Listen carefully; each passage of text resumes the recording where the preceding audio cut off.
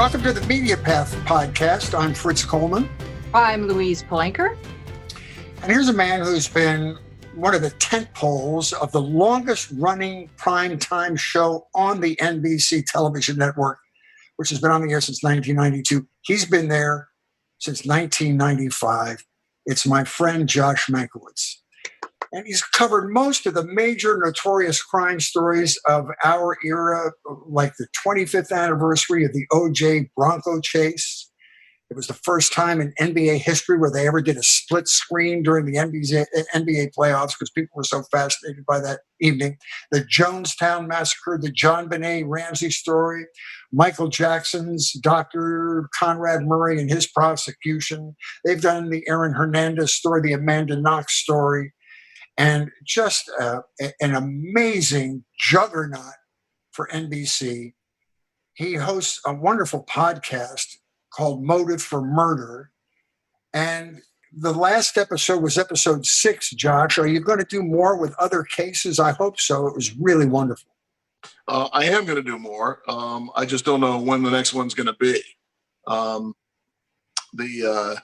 I definitely want to do more because I had such a wonderful time doing this one. And here's the other thing. You know, you talked about how I covered the 25th anniversary of the O.J. Bronco chase. I've been at Dateline so long. I actually covered the O.J. when it was first happening. The actual chase. That's when you know you've been around a long time. You actually cover the crime, and then a few years later, they're like, "Hey, there's a 25th anniversary coming up. Can you do a piece on that?" It's kind of like being a teacher and someone walks in and said, "You had my grandma." There you go. What I love, first of all, you're a spectacular writer, which I think is congenitally bred into you from your amazing family, which we're going to talk about later. You have a spectacular voice for this material. You and Keith Morrison, it's like sitting around a campfire and somebody spinning a tale. And I think that's what makes your podcast so wonderful. It really allows the theater of the mind to take over, and the music is used beautifully. And it also, it almost seems as if it's more compelling on a podcast than it is when you see the visuals because you're plugging in this stuff on your own. Mm-hmm. Well, I'm delighted to hear you say that because, you know, Keith had a podcast came out about a year ago called The Thing About Pam, which was great. And I thought at the time, and I've said to people, as great as Keith's voice is on television, it's like 10 times better on a podcast when he's just telling that story to you in your ear when you're in your car and you just have your headphones on and you're out for a walk. I mean, and so I'm delighted to hear you say that because, you know, the podcast was a completely different kind of storytelling than I'd ever done before. I'd never done one before at Dateline or anywhere else. And we were kind of late to get in the podcast business. And now we're in it in a very big way. Mm-hmm. And the episodes of Dateline broadcasts are available as podcasts. You can download those wherever you get your podcasts. And you can also get mine, Motive for Murder, and Keith's The Thing About Pam. And we did another one of our producers, a guy named Dan Slepian, did a great podcast called 13 Alibis about a guy who was locked up despite the fact that he had 13 alibis. Wow. Well, what I loved about the podcast experience was that we could hear more of your thought process, the conversations in the car.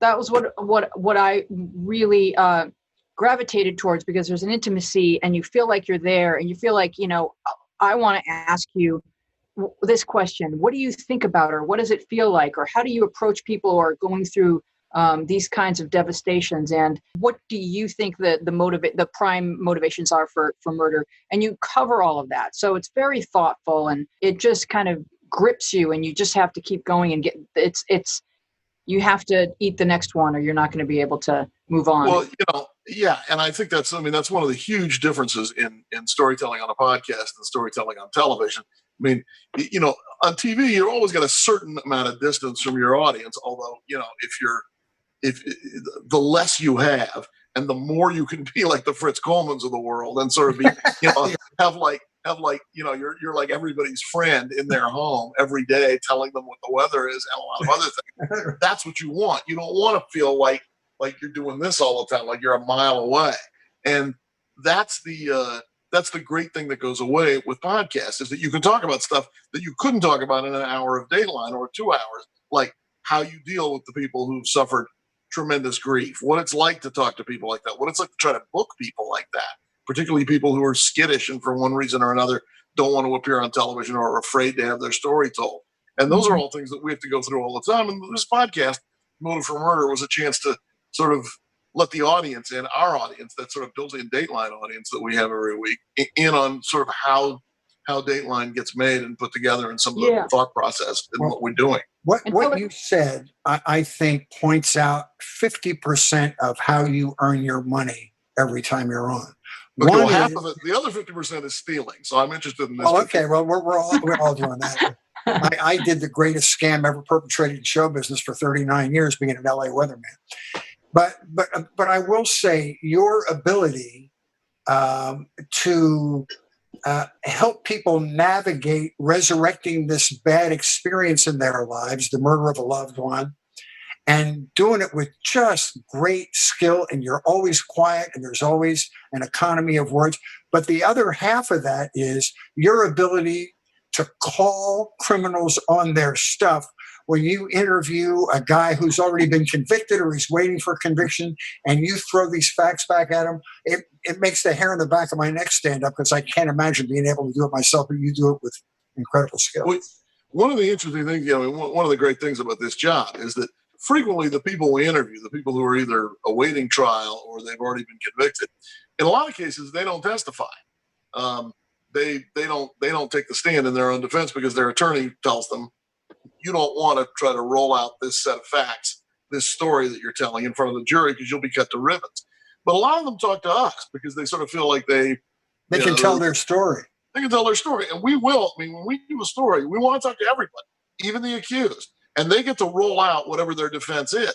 And if it's crazy, if it doesn't meet the facts, then we're going to call them on it. That's what we all do at Dateline. And that's. Do you find that families of the victims are easy to convince to tell their story as a way of going through the grieving process? Usually. I mean, look, when people don't want to talk, I certainly understand it. I mean, the hardest thing about this job is not interviewing the murderers, it's talking with those families. That's the part that's the brutal part of this job. Frequently, the only time, most of the stories we do are not involving victims who are well known. And so frequently, the only time that person's story is going to be told is on Dateline. And maybe it's been in the local paper, but it was this long. It was a little short squib. Sometimes it's on local television where they live, but it's a minute long. And we say to them, look, you're going to be able to tell us a lot about who this person was and how they lived and what you did after they died and what your life's like now. And for some people, that is something that's an opportunity they don't want to pass up. And of course, if people don't want to do it, which sometimes they don't, then we don't do it.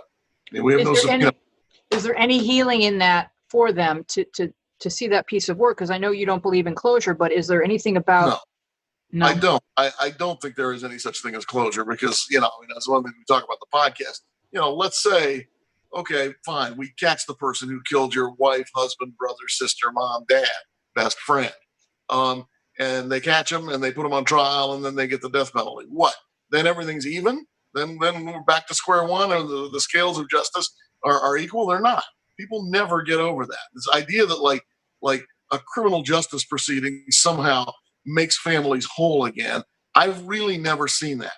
They don't. Only time heals, and sometimes that doesn't do it either. But sometimes in telling the story, it helps people, and sometimes people like hearing the Dateline story that airs because we do the best we can to accurately reflect what that person was like. And also frequently a trial, even if the person's convicted, it leaves they miss the opportunity to hear the guy who committed this crime cross-examined. Frequently, as I said, the only time that guy's getting cross-examined is on Dateline because they wouldn't take the stand in the trial. So you're saying not a trial that. Go ahead, Weezy. I'm sorry. No, you're saying things to him that the family is never going to be able to say, and that being able to experience that with you provides some form of satisfaction, small measure. It does. I mean, I think it does for some people. I mean, I'm not going to tell you that the experience of being on Dateline is cathartic and it will fix your problems because it's the people we talk to are telling us about the worst thing that ever happened to them in their entire lives. And being in court is not going to cure that, and being on TV is not going to cure that. But it may help you to tell that story. It does allow people to regain control of the way the story is told. And I think for some people that does help, particularly when you hear the story elsewhere, you see it in your local newspaper on TV, and you're thinking, that's not it. There's more to it than that. They're missing. They didn't get how important this person was. They didn't get how vital they were or how important they were to me. And so that's one of the things that we offer that other places can't. We wanted to talk to you because we had a discussion about how the whole true crime genre is huge in America in all of its forms, TV, in the print media, in movies and everything. And I want to know what you think it is. I know what I think the success of your story is about, but what do you think it is about human nature that draws people to murder and mystery and scary topics? I think it's just masterful 3-act storytelling by guys that have the talent to deliver the material well. But there's a thing about humans like dark movies as well. What is it about that makes it so compelling? I mean, look, I think stories like that, even when they were, written as fiction by authors, those have always attracted an audience, whether they were books or whether they were movies or whether they were TV shows. The Fugitive was on the air for a lot of years. Perry Mason was on the air for a lot of years. Do you like the new one? Do you like the new Perry Mason? It's dark. Well, I do, except I don't understand why. I mean, clearly they owned the title and they thought, okay, well, we can get a TV show made. But it's got nothing to do with Perry Mason. No. If I owned that name and I was going to do a Perry Mason show, I make him a lawyer, but he's not the king of LA criminal lawyers the way he is in the TV show. I make him like an associate in somebody else's firm. I'd set it in 1958 in LA. It's Mad Men for lawyers, and I'd have each season is one case that he's working on all the way through. I mean, I think this one's great. Matthew Reese is amazing. Let's make yours and call it Gary Mason. But this is not the Perry Mason that I grew up watching, and I've watched them all. I think one thing that happens in true crime, one of the reasons people like true crime, first of all, people like seeing the system work correctly, particularly at a time in our lives when nothing seems to be working correctly. But I think it's also, most people go through their lives and they are never victims of violent crime, which is a very good thing. But everybody has been in a relationship that did not go the way they wanted it to. And I think that part of what attracts people to Dateline is, as Dennis Murphy, one of our correspondents, famously said, it's not the murder, it's the marriage. I mean, these are not really just random murders that we cover. These are relationships that went off the rails at some point. And then someone thought to themselves, oh, I know my way out of this. I'm going to kill you. And then I'll get all the money. And I won't have to pay you alimony. And I won't have to look at you with our kids. And people make these insane calculations in which they sort of think to themselves, oh, yeah, murder is the way out of my problem. And these are usually not, we're usually not doing serial killers. These are people who've never done it before and probably think to themselves, and I'm never, ever going to do anything like this again. I just need this one murder to get me around this one corner in my life, and then everything's going to be okay. And that sort of calculation about relationships, what went wrong, how people can do this to somebody that maybe that they once loved and maybe might be the mother or father of their kids, that's sort of what keeps people watching Dateline. I think it starts with that concept of we've all had that concept, whether it's at work or in a relationship, of if only this person weren't here right now. And then, you take that to its furthest extreme, and and you've got an axe out of the garage and you're waiting for them to come up the driveway. But I was wondering, Josh, if another explanation as to the increased popularity is the online sleuthing communities that have grown out of some of these high profile cases where people actually feel like they could actively participate in justice. Oh yeah, which actually, it's actually one of the things that sort of separates, the Dateline fans from the fans of, other TV programs, maybe, Yeah, I mean, NCIS fans, I'm sure they're devoted and they love all those people and they go to fan events and they get things signed, but they don't see themselves as being on the same mission with those people because those people are actors. But but our audience, they see us all as sort of working together for the common good to solve crimes. And they are very, very interested in it. And they ask me when I meet them, they ask very, very detailed questions about different crimes. Wow. How easy is it to get the prosecutors tell their side of the story? Usually, excuse me, usually police and prosecutors will not talk to you until the case has been adjudicated. So we sort of have to wait to get that part until the verdict comes in. And the verdict can be anything. The verdict can be guilty, not guilty, case dismissed, but there's got to be some sort of finality to it before you can usually speak with police and prosecutors. But usually they're willing to talk. They're usually willing to share what happened. Every now and then you run into somebody who won't, but that's the exception, not the rule. Usually that side of the ledger always talks.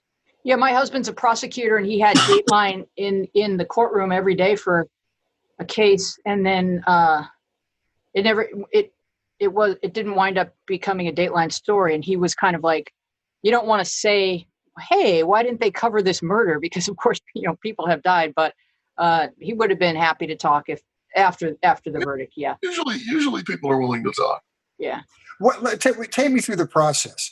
Where do the ideas come from? Are they submissions from viewers or newspaper articles? How far in advance do you have to do the advance work, and how does that process work? Okay, we read the newspapers all over the country every day, and there's a story meeting every day in New York in which a lot of stuff sort of gets synthesized and talked through. We get suggestions from viewers. We get suggestions from local stations around the country. We've been around for so long now that we get suggestions from cops, prosecutors, even defense attorneys, and also victims advocates and people like that we've worked with over the years. When they hear about stuff, they call us. So we start making calls on stuff right away. Then, of course, it depends. If there's a plea or if the person pleads out right away, then there's no trial, then we can sort of go into the field much sooner. If there's a trial, we're usually going to have to wait for that to happen and for that to end and for there to be a verdict. And sometimes, if it's a mistrial and they're going to try the guy again in 6 months, sometimes we have to wait for that too. Or if, the judge has a heart attack and they start all over again. I mean, all kinds of things. We're kind of at the mercy of court schedules, but assuming that everything happens on schedule, then we generally go out, we start making calls early, we go pre-interview. We have associate producers and assistant producers who go out into the field first, line people up, try to get them to agree to talk to us. I start getting the research or start reading up on the case and sort of incrementally following it as it goes along. And then you interview as many people as you can before the trial happens, because although prosecutors won't talk to you, frequently the accused will, if they're out of custody. Frequently the supporters of the accused will, the victim's family will, friends, people like that, any witnesses, the first paramedic to the scene, you can usually get people like that. And then once the trial's over, then you want to go quickly, talk to prosecutors, talk to police, and then start writing. Start to finish, a couple of months usually. Now, if we step on the gas, it can be a lot less than that. And you work a couple stories ahead and different teams doing different stories for you? Different teams are doing different stories. I'm on like 6 things right now. But that's because we had this long layoff because of the pandemic. And so all the trials ground to a halt. So how many days a year are you on the road? You guys are traveling all the time. A lot. I'm usually. The good thing about it is you're not continually on the road, because eventually you have to be back here where I'm sitting right now to write these things and voice them. And so that takes a while to sort of go through it and figure out what you're going to use and what's too long and what's too short. And we do it. The producer and I do an outline first. We figure out what we like, where we're going to introduce what theme. Maybe this guy beat this same charge 10 years before. Well, we're going to delay that. We're not going to tell you that in the first 5 minutes. This was a guy who was accused of murdering his first wife, and now he's accused of murdering his second wife. We might save the part about the first wife till a little farther into the hour. So we sort of break it down that way. Then we sit down, start writing, look at it. It's very collaborative. People in New York make their adjustments to it as well. How are the states handling the right to a speedy trial? versus we can't put a jury together right now? Well, you mean right now? Yeah. Yeah, that's clearly an issue. I mean, as they're picking juries, I mean, definitely people are afraid to go to courthouses to sit there for voir dire. I'm sure I haven't heard specifically about that, but I'm sure that's an issue in almost every jurisdiction in America. Like nobody wants to go do jury duty now because they don't want to leave their house and go down to the courthouse with 300 other people who've been called in at the same time. That's going to be a big problem. But one of the things mitigates against that is that a lot of the trials sort of back in March stopped halfway through. So they've now had to start up again. Is there one in your career, one case that left you the most perplexed and the most unsettled when it was over, and one that surprised you the greatest? Well, I mean, there's too many that are. I mean, there was a guy in Orange County who wanted to steal this ocean-going yacht that belonged to a retired couple, and so he pretended he was interested in the test cruise, and he brought a friend of his along who was actually a gang member, and they took the gang member who he'd hired him off some corner just that morning. Didn't know him at all. Hired him for muscle. They took him to the Gap and got him dressed very sort of inoffensively, and then said he's my accountant. And then they went out on the water and they overpowered these people and they tied him to the anchor and threw him overboard. And that's a story so terrible that like it's hard to tell that story in any way other than with some utter revulsion. And the guy who was convicted of it made himself available. I think because his attorney wanted to keep him off death row. So I actually had an interview with that guy, which was for me unforgettable. And I've covered other stories in which not very many, but I've covered other cases in which I didn't think the person was going to be found guilty, and then they were. And frequently they are found guilty because the toughest defense to make, I think, these days is, okay, I cheated on my wife, and I'm a liar. I lied to her, and I lied to my friends, and I lied to my family, and I lied to everybody at work. I was carrying on with somebody else who I then later married. That's all true, but I didn't kill her. I'm not lying about that. So I'm not a good guy, but I'm not a murderer. That's a very tough argument to make. And there's a guy that I interviewed in Arizona who made exactly that argument, and he got convicted. I did not. I could not have voted to convict that guy because the evidence wasn't there on the murder, I thought. But again, it doesn't matter what I think. I'm not on the jury. I'm just telling this story. No, So let's talk about the three motives for murder that you outline in the podcast. Okay. Love, money, pride. I have a friend who's a homicide detective, now retired, who says, and the original title of Motive for Murder was Love, Money, Pride. And then the marketing people got hold of it and they decided it had to have the word murder in it. So I relented. But I have a friend who's a homicide detective who says that all murders, when you don't immediately know what they are, when there isn't a person standing over the body holding a smoking gun, all murders can be chalked up to love, money, or pride. I want the insurance money. I don't love you anymore. I don't want to pay alimony. I love this other person and my life would be better if I had them instead of you. Or I don't like the way you looked at me. I don't like the way you're talking to me. I don't like the way you're disrespecting me by running around on me. And that once you can sort of figure out what the motivation is, it's a lot easier, he says, to figure out who it is. Which one of those does control fall under? Which one? Say again? Control falls under pride? Control would be pride. Yeah. Okay. Yeah. Control is usually pride. And that's obviously, that's a huge, I'm covering a case right now where what the guy did in this case is like, it's almost like he read some handbook of how to be like an abusive, controlling guy. And he's doing these things that I've heard about in like 25 to 30 other cases. And he thinks he's the first guy to do this. He's, taking his wife's keys so she can't leave the house. And he's blocking her car in with his. And he's controlling all the money. And he's belittling her all the time. And he's telling her she's fat and unattractive and nobody would want her. So there's no point in even thinking about leaving. It's all like right out of like the abuser's handbook. But the first time you hear it, if you're on the other end of that, it's a little more effective. I've heard it too many times in too many cases, but it unquestionably works. And yeah, I'm going to say that's pride. You're not going to stand up to me. You're not going to tell me how to run this marriage. I'm going to decide how to run this marriage. It's been fun. There are a couple of stories that I followed the path from print to Dateline, and then I think they saw the public reaction to it and created a TV show. And one of those is Dirty John. The Dirty John story, which started as an LA Times serial piece for 5 or 6 episodes. Then you guys did a spectacular show on it, and now it's a Netflix fiction. I mean, the LA Times. I mean, the LA Times podcast on it, I thought was great because it really like explained the story in a way that reading the print story wouldn't have. I thought that was terrific. It was a great example of how a story really sort of worked in a podcast, and even better than it ever would in print. I mean, I didn't cover that story. That was a Keith Morrison story. But, I know Deborah and Tara, the Newells, because they're at a lot of the true crime events that we end up going to. And that story is, change the names, and that story's played out dozens of times around America.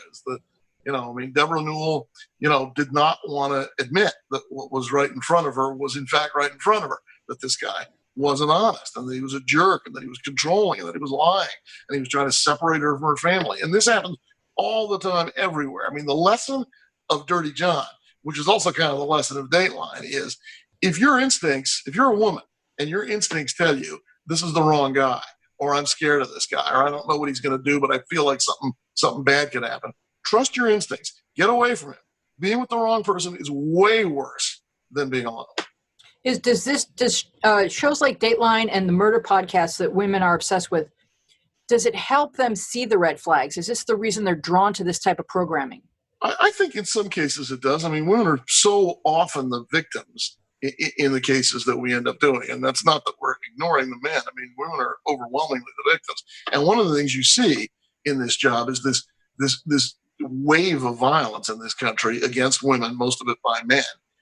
And most of it never reported because it didn't make it to a police blotter or an emergency room. And a lot of it, like I said, is, crimes you can't really report, like blocking somebody's car in or taking their keys or controlling them in a way that keeps them at home and keeps them sort of under your thumb.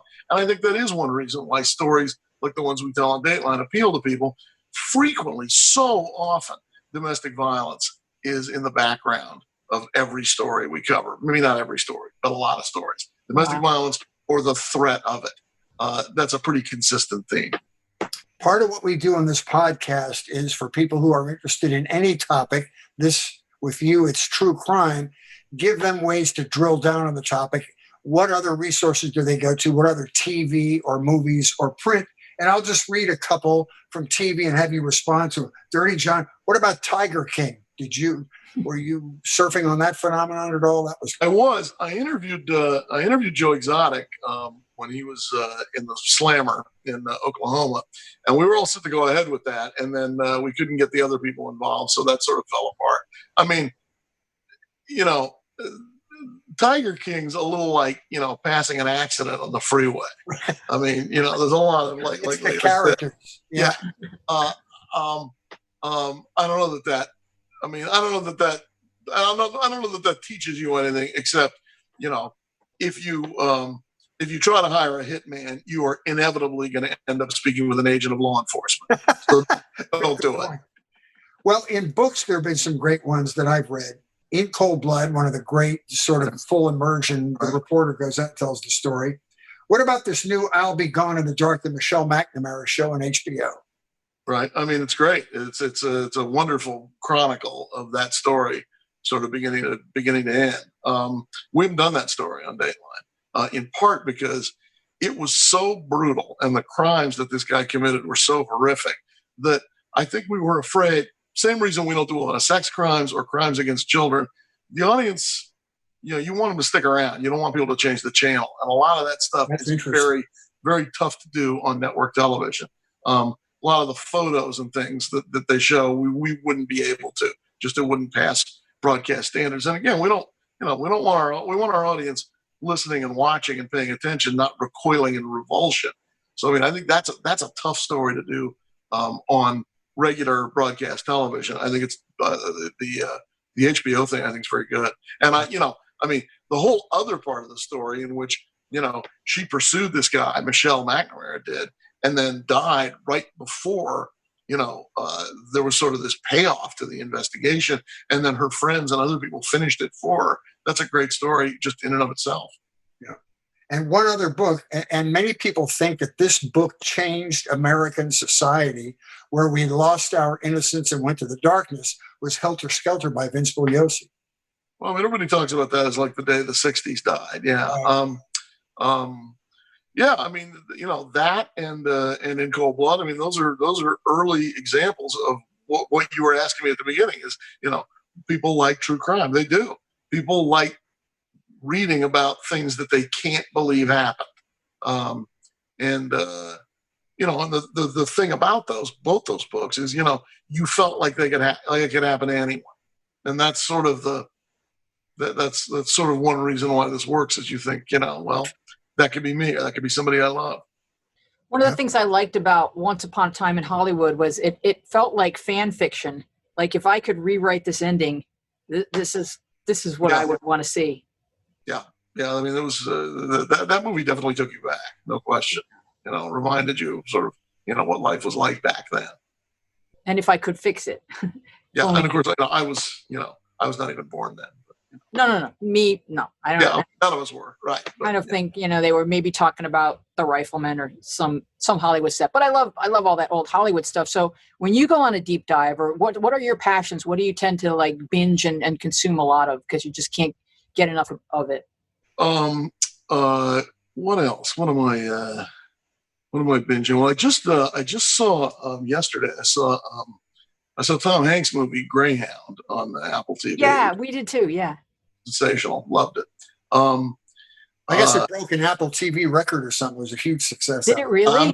I'm not surprised. I mean, it's terrific. Actually, through the movie, I was like, I don't think they're speaking English. I just wanted it to go on. I'm like, no, can't we just they can't we go back? Can't you sail the other way now for a while? I mean, go back, do it again. Could you go back across? Yeah, let's do another crossing. But you do recognize that was like back-to-back movies where Tom Hanks puts on slippers. That's right. Oh, that's right. He's going through his slipper period. Well, he's the right age. I think we all are. Yeah. Hey, I hope you'll permit me to do this. You know my feelings about your family and this book that was written about your grandfather and granduncle. So I just want to talk about Mankiewicz's legacy, if you don't mind, because you come from an amazing family. Your grandfather was Herman Mankiewicz, yes. Of the Brothers Mankiewicz, who was one of the writers of Citizen Kane. You can pretty much hang up your boxing gloves after you do that. But not only that, or the only writer, depending on who you talk to. But anyway, yeah. The other thing is he produced Duck Soup and Horse Feathers for the Marx Brothers. Right. Your grand uncle Joseph Mankiewicz produced and co-wrote Cleopatra with Elizabeth Taylor, right, and All About Eve with Betty Davis, and The Letter to Three Wives, and all these astonishing are keeping. Yeah. Turner Classic Movies on the map. And your brother, Ben Mankiewicz, is the great host over there. Your father was Frank Mankiewicz, who was the press secretary to Robert Kennedy, who was the person that you see in all these documentaries that made the announcement that he had died. That's right. As a son and as a father, I'm thinking to myself, could you please heap more pressure on a guy to achieve in his life than you've heaped on this man? Every single one of those people was so brilliant in their own right. It was really unbelievable to read the story of your family and the Brothers. Yeah, I mean, no, they did a lot of wonderful things. I didn't know my grandfather. He was a drunk, and he did not even get to the age that I am now. He died at 56, and he died feeling like a failure, which, if you look at his body of work, is pretty preposterous. Well, that was the other thing I wanted to say to you. In that story, they revealed this really coarse relationship that both Joe and Herman had with their father, your great-grandfather. Yes. Yeah. He was an unpleasable man. And neither of those men, even with all their amazing show business accomplishments, felt like they had achieved what they wanted. It was really just their father's love. I think that's right. I mean, I think they both did not live up to what they thought their father wanted for them. And I think there was also this perception in the family at that time that people who went to Hollywood, sort of were not earning a serious living in a serious way, that it was like selling out. And, and they had both been print journalists, right? Before they I mean, one of the things I learned from that book, from the Brothers Mankiewicz, which is written by this great woman named Sidney Stern, who worked really hard on it for a long time. One of the things I learned is that I'm a fourth generation journalist. I mean, I've been a reporter my whole life, my whole career. My dad was a print journalist for part of his career, and a TV journalist for part of his career, and a radio journalist for part of his career. He ran National Public Radio in the 80s. My grandfather, Herman, before he was a Hollywood screenwriter, he was a drama critic and a reporter in New York City for a bunch of different newspapers, including the New York Times. And his father, my great-grandfather, who was named Franz, edited and wrote a German language newspaper in Pennsylvania, which is where the Mankiewiczes landed, in Wilkes-Barre, Pennsylvania, after they came here from Germany and Poland. There's a great story about my great-grandfather, which I'm going to tell you now, which is he came over here and he'd been a teacher in Germany and Poland. I say Germany and Poland because where they were, I think, sort of depended on where the border was, and they're moved back and forth. Mankiewicz clearly a Polish name. He came over here and he was digging coal, because that's what you did when you came here from that part of the world back then. And one day he comes out, and I'm thinking that this might have been before the whole sort of OSHA thing hit the coal mines. And he comes out and he's like black with coal, like Wile E. Coyote after the bomb goes off, right? And he's at lunchtime trying to eat something, some sandwich or something he's brought. And one of the other miners says, "Hey, Mank, I hear they're looking for teachers at that German English school down the road." And my great-grandfather just walks off the job site. He doesn't say, "Okay, tell the foreman that's it for me. I'm not coming back. See you later, guys. Thanks for everything." He just walks away and walks several miles down the road, trailing a cloud of coal dust to this school, gets a job as a teacher, and then retires as a professor at City College in New York. So he became an educator here as well. But he taught at Columbia University or somewhere, and at City College, yeah. And at some point, yeah, he was. But before that, when he was in Pennsylvania, he was probably the only employee of this German English newspaper. So yeah, I've got journalism going way back. And look, I mean, they all cast a big shadow. But man, I just thought of you as the son, but I'm sure they're all very proud of you, because you do astonishing work too. I mean, look, Joe Mankiewicz used to, I didn't know my grandfather, but I knew Joe Mankiewicz, who was a lot younger, and he used to watch me when I was on local TV in New York, and they would call me after the show and comment on like my writing, the lighting, how I was being shot. Like, he was a movie maker, and he used to talk about all that stuff, which was great. Well, what I was so astonished. First of all, Joe and Herman were there at the start of the studio system, so it was kind of fun to see how that was born. But also, I love the fact that these people were not afraid to be smart. Herman and Joe were both noted for their smart dialogue, and they hung around with people like Dorothy Parker and the Algonquin Round Table. These guys were brilliant and wrote brilliant scripts. And I thought, wow, how far we've fallen. I don't think they'd be too motivated by what they're seeing in most. Well, Joe used to say that he couldn't get All About Eve made again today because, there's no sex and there's no violence and there's no car chase. I think he would get it made, but I think it would probably not be a studio film. It would be independent. But yeah, I mean, I think movie making's changed a lot, and some of it's for the better, and some of it isn't. Did you learn a lot about your grandfather reading the book, or had you heard those stories? Like when he quits, when he gets fired from the New Yorker, like that's the kind of story where you're just like, did this really happen? Yeah, I did learn a lot, because almost all the stories you get told in this family about Herman, first of all, a lot of them involve him being, absolutely plastered, and they're things that he did when he was drunk.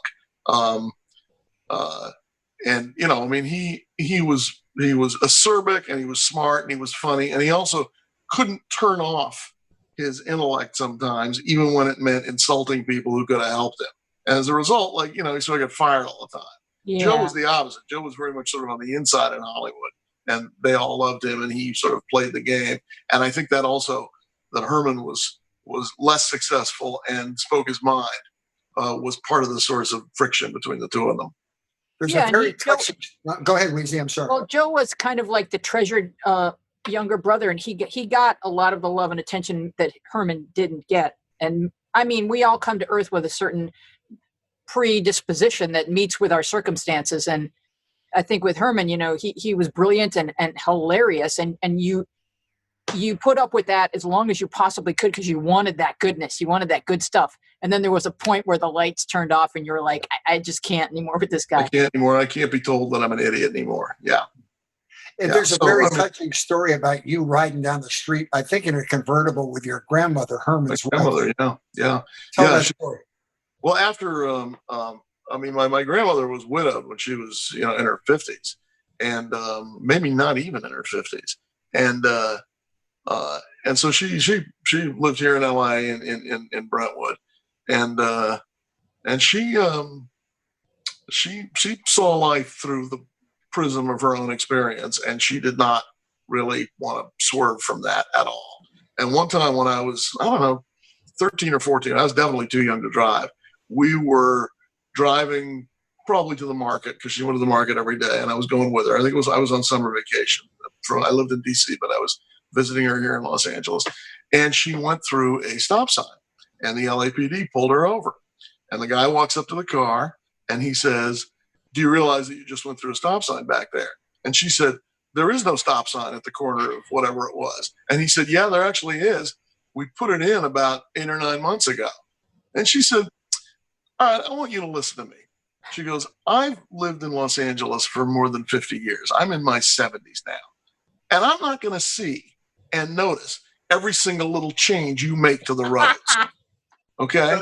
I mean, you can put a lot of stuff in, but I've been around a long time. I'm not going to be able to keep up with all of the little things that you want to adjust here in Los Angeles. So if you want to put some stuff up like that, you should expect that some of us are just going to miss them. And while she's saying this, the guy's starting to nod, right? He's thinking like, that's interesting, right? And at the end of it, he gives her back her license. He's like, "Okay, Mrs. Mankiewicz, have a nice day." And off we went. You just kind of need her to make that speech to the people at Apple every time there's a new update that you have to download. Yeah, it's like, I've been here for 70 years. Yeah. I've hung on with you for a long time. I'm not going to catch every little thing you're changing. I'm not going to agree to these terms of service. Let me just ask you about your dad, and if you have any recollection of the political climate at the time when he was working for Bobby Kennedy. I have one Bobby Kennedy story. My best friend in high school went to Georgetown University, and when Kennedy decided to run for president, my friend dropped out of Georgetown and hitchhiked to California to campaign for Bobby Kennedy. And then like a month after he got here, Kennedy was assassinated. Right. He was the most unplugged and emotionally distraught person for years after that. Did you have a sense of, maybe you were a little young, a sense of the power he was wielding as he gained notoriety? Oh, yeah. I mean, I was 13 when he was killed, so I was paying pretty close attention to that campaign. You couldn't live in our house and not know a lot about politics and movies. I mean, that was, unless you put cotton in your ears every day. So every conversation with my dad was some kind of history lesson, either about Hollywood or about Washington. And yeah, I mean, it was clear. I mean, I was there in the Senate caucus room in 1968 when Kennedy announced he was running. And I met him probably, a handful of times, probably 5 or 6 times. And he was magnetic. He was charismatic, like movie stars maybe used to be, but aren't anymore. And so, yeah, there was a sense that, this was a giant moment in American history. But you got to remember, Dr. King was killed in early April, and Robert Kennedy in made the speech. Barely 60 days later. It was a sense, when he died that and I even felt it. I think everybody did that the wheels had come off the country. Dark first. Yep. And it was and then we were in the middle of Vietnam, and and there'd been riots just a couple of years earlier, and then the president had only been killed like 5 years earlier. So I mean, it was an insane time, and there was this feeling that like everything had changed in that moment. What were some of the more interesting people that you saw in your household growing up? George Cukor used to come over for dinner. Wow. I remember that. Dolores Huerta and my dad. I remember them plotting farm worker strategy at the kitchen table. Wow. Yeah, I mean, I saw a lot of these people. I also, a lot of people came to Bobby Kennedy with all kinds of conspiracy theories. Some of them, well-intentioned and maybe true, who knows, about what had happened in Dallas in 1963. Oh. And Bobby did not want to deal with any of that. And so he appointed somebody on his staff to field all these calls and talk to all these people who, in many cases, had like legitimate questions that they wanted raised and had some evidence. And that person was my dad.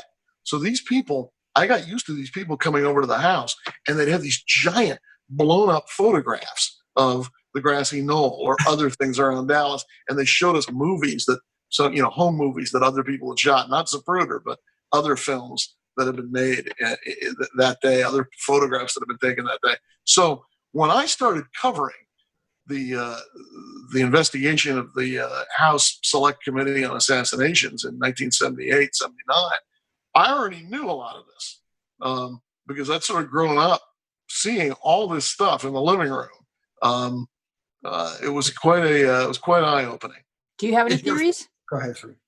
I actually don't have a theory. I have no one theory that I believe more than anything else, except that in terms of President Kennedy's assassination, the official story just doesn't make any sense. Something else went on. But I don't claim to know what it is. Okay. Yeah. Well, I'll tell you, it's been a blast talking to you, my friend, and you Thank do you guys a wonderful job. And I wish you continued success, and thank you for coming on and making a great hour for us. Before we close out, Fritz, just give us a little thumbnail on Motive for Murder and where people can find it. What case is this? Motive for Murder is a podcast from me and from Dateline, and also from the creative team that brought you The Thing About Pam. And it is available wherever you get your podcasts. Motive for Murder, there's 6 episodes. You can download all of them, and there it is on your screen right now. And you can watch it right now. And what's the case? Give us a little bit about that. It's a case that we covered, a case that happened in 2012 in Houston, Texas. 2 murders, 10 months apart, different parts of town, different jurisdictions. They didn't immediately seem to have any connection, they didn't seem to be connected, except that they were connected through the victims. In one case, a woman was killed. She was the girlfriend of this guy named Corey, and then 10 months later, Corey's twin brother, whose name was Cody, was murdered. So it strains your belief that these 2 things weren't connected, except what the connection was something that took a long time for investigators to sort of wrap their heads around. It doesn't fit any of the typical Dateline templates. It's not the husband, it's not the wife, and it's not for the insurance money. And detectives say there are no coincidences, right? Well, there certainly were not in this case. Yeah. Well, Mank, I appreciate it, my friend. Nobody does it better than you do. And it's being in local news, we benefited for many years at the successive Dateline come out at 10 o'clock at night. It was great surfing into our 11 o'clock. It gave us great ratings. Great.